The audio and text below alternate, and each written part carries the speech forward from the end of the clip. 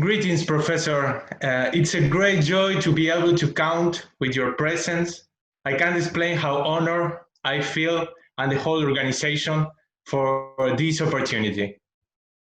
It's my pleasure. I would like to start with asking that cannabis has been of therapeutic utility in the history of humanity for different pathologies. And I would like to focus on a pandemic pathology of industrialized world, that is anxiety.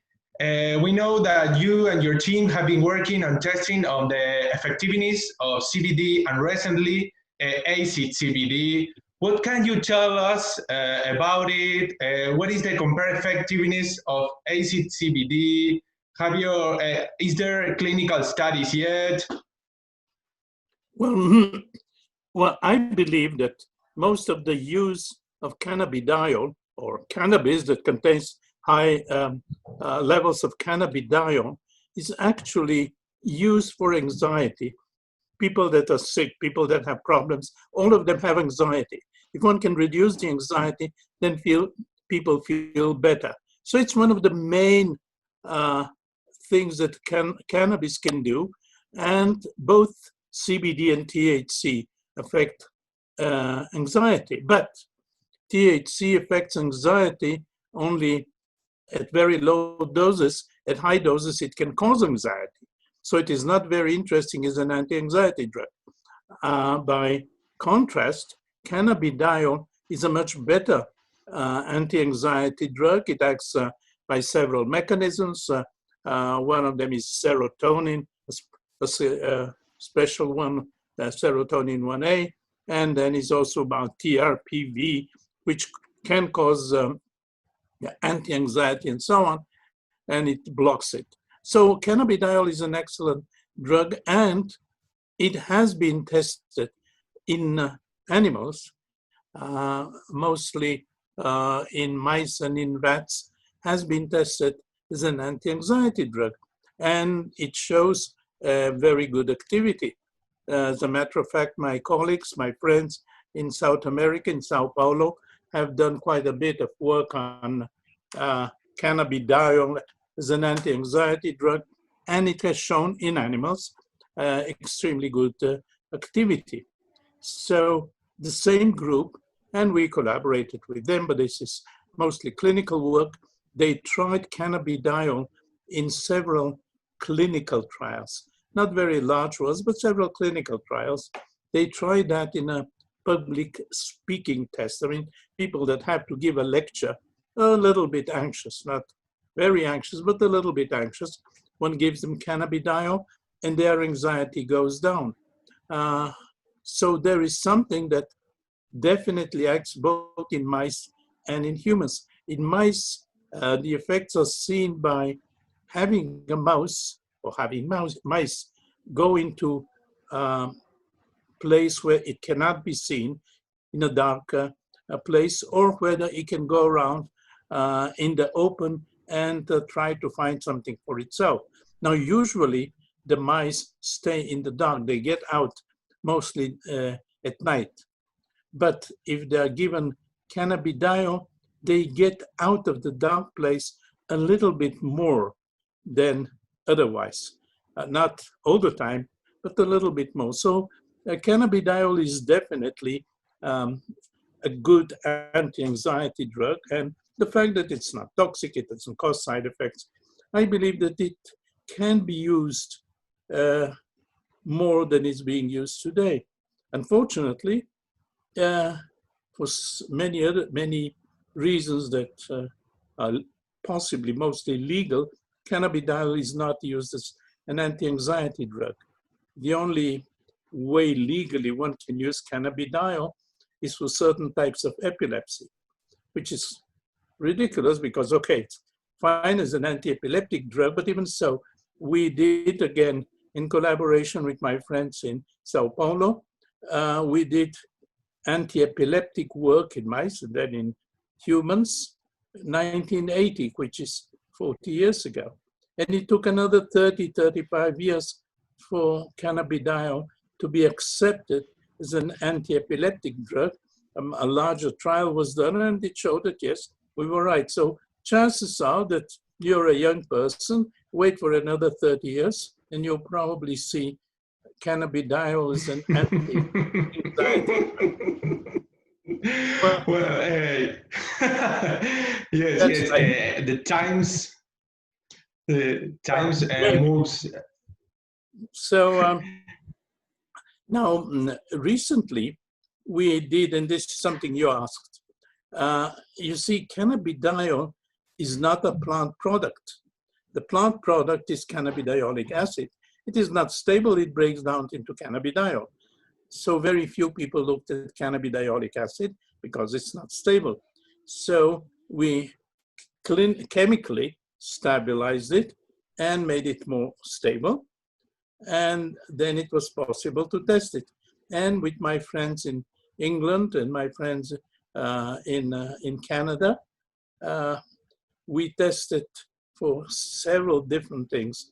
The methyl ester of cannabidiolic acid. I mean, this is the stable form of cannabidiolic acid, and it is quite active. It was compared to cannabidiolic acid, the stable form with the non-stable, and it was even a better one. So chances are that it may become an anti-anxiety compound.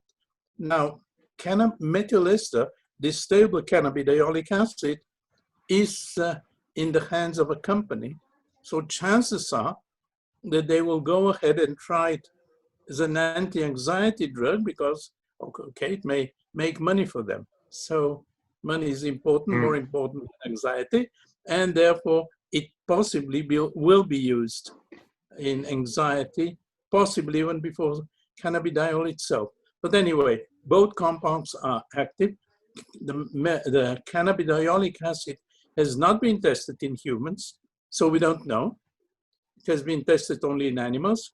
Cannabidiolic acid, cannabidiol, has been tested a little bit in humans. So chances are that it's okay. Chances are that it's not being toxic, having no side effects, that it will be used. Where do we go from here? I hope that somebody will do it. See, a clinical trial. Yes, continue, please. Clinical trial is very expensive, and a small lab like mine cannot possibly initiate a clinical trial. One needs money from governments or companies and so on. And so let's hope that one can try it. And cannabis paradigm takes from industrial medicaments to the artisanal preparations. Sorry, can you repeat that, but slowly? I didn't catch what you said. Sorry.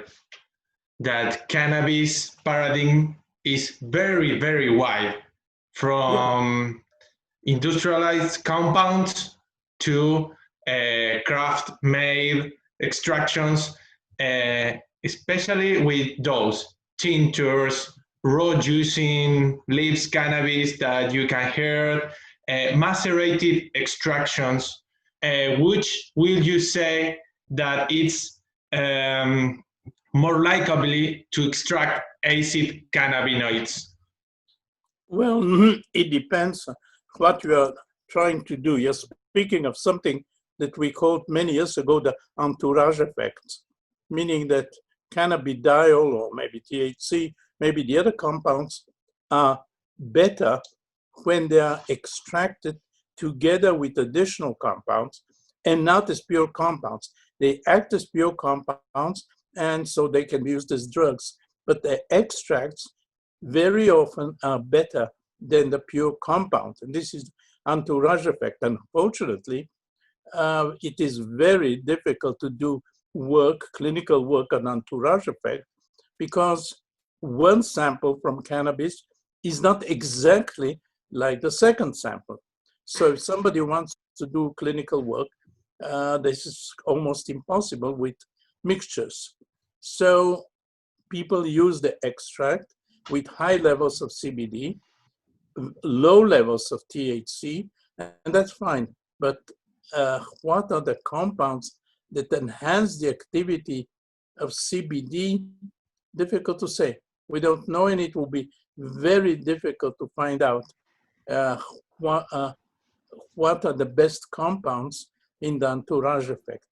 There is a compound, a diterpene, which also acts on CB2, and so chances are that it helps CBD in its activity. Now, CBD acts through several mechanisms, and maybe, just maybe, one of the mechanisms is the CB2, and therefore a compound in the plant extract that acts on CB2, maybe it is the one that causes the entourage effect, but we don't know. Are you doing, do you have a group that works on cannabidiol or on cannabis? Yes, well, we are a group of healthcare professionals that we are, in our practice, we are attending people that are using cannabis for improve their health.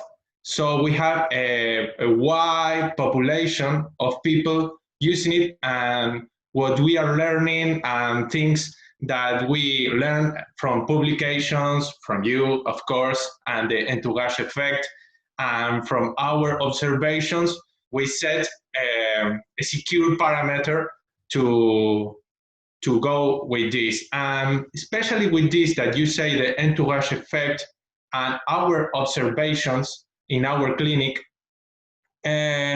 what would you say, taking care that there's a lot of lack of research, what would you say that would be the best line of observational research to apply based on cultivated cannabis? Well, there is no doubt that while we have quite a lot of chemical research and quite a lot of pharmacological research, clinical research is not there. We really need clinical research.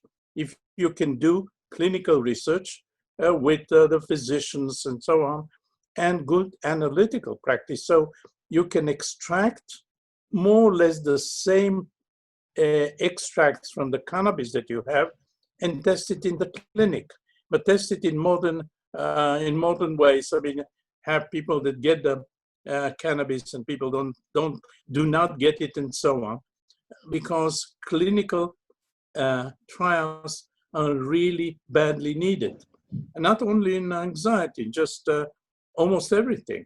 So if you can do clinical trials, it will be helping research go ahead. Do you have the facility with clinicians and so on to do clinical trials? Do you have facility? Yes, we are recording our observations in patients, and we are taking chromatographies. I don't know if it says in English the same, chromatographic analytics of the oil extractions that people uses to compare it. And we hope that soon we can have our first results on it, and we'll be pleased to make the Entourage social network worldwide with you, and let's make this easier and faster, and hope we don't have to wait 30 years more to keep improving this nature pharmacologies.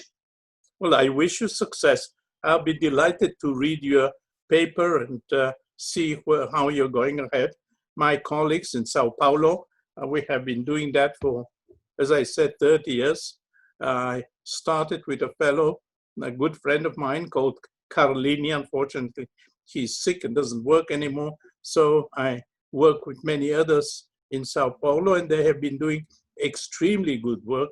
And if you ever manage to get to Brazil, visit them. Yes, best regards for Professor Carlini. We know he's struggling, and yes, we'll do, and we'll keep in touch. Well, it was a nice meeting you, and if I can, at any time, ask me anything that I may or may not be able to answer. All the best. Before you go, Professor, we have a little surprise for you. Could you stand with us 2 more minutes? Yes, please. Yeah, people of Argentina have prepared something for you. We believe that every now and often humanity needs someone to stand up for their rights. Isaac Newton, Galileo Galilei, Charles Darwin, Alice Ball, you are one of them, Professor. We just want to say you something. Let's see the video. All the best. We'll see the video right now.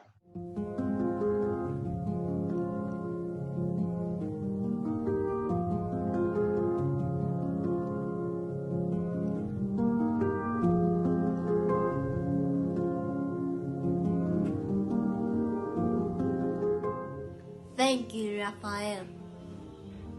Le queremos mandar un beso y agradecer a Raphael Mechoulam. Thank you, Rafa. Autocultivosa.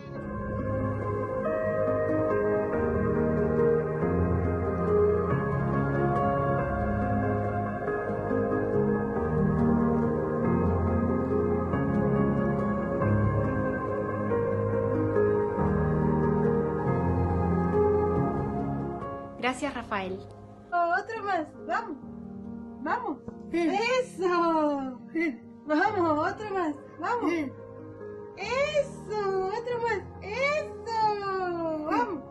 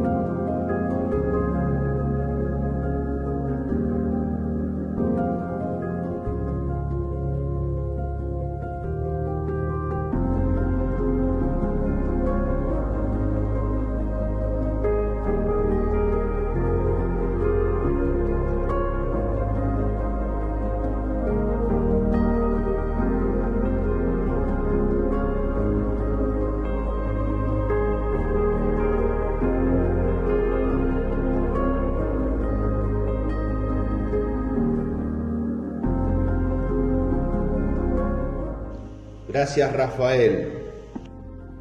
Gracias.